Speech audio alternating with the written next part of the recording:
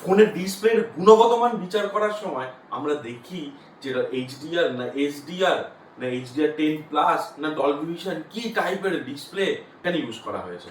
আমরা কেউ কি জানি এইচডিআর আর এইচডিআরটা কি জিনিস? এইচডিআর মানে হচ্ছে স্ট্যান্ডার্ড ডাইনামিক রেঞ্জ আর এইচডিআর মানে হাই ডাইনামিক রেঞ্জ। তো এসডিআর আর এইচডিআর এর মধ্যে কমন যেটা রয়েছে সেটা হচ্ছে ডাইনামিক রেঞ্জ। ডাইনামিক রেঞ্জ কি জিনিস?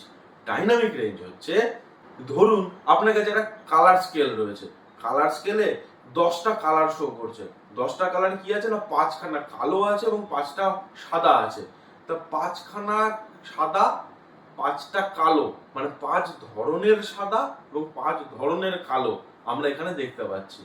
কিন্তু যখনই আমরা ওই স্কেলটাকে বাড়িয়ে 100খানা শেড আনলাম, সেখানে 50টা কালো এবং 50টা সাদা, তাহলে ভাবুন কতগুলো সংখ্যক সাদা আমরা দেখতে পাচ্ছি বা কত রকমের আমরা সাদা দেখতে পাচ্ছি এবং একই সাথে আমরা কত রকমের কালো দেখতে পাচ্ছি।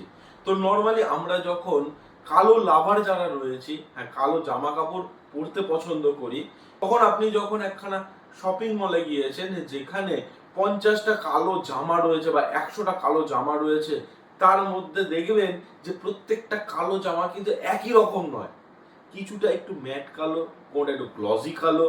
তো এক একটা কালোর ধরন এক এক রকমের। তো এটা হচ্ছে কালোর বিভিন্ন রকম শেড। সেম সাদারও আছে। এই যে সাদার কালো শেড যত সংখ্যক বাড়ছে তত ডাইনামিক রেঞ্জ বাড়ছে।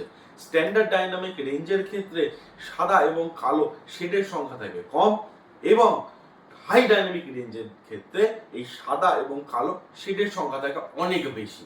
তো এসডিআর, এইচডিআর, ডলবি ভিশন এবং HDR10, HDR10+, এই সবগুলি আপনি জানতে চাইলে কমেন্ট বক্সে আমার লিঙ্কটা দেওয়া থাকলো, সেটা একবার চেক করে নেবেন।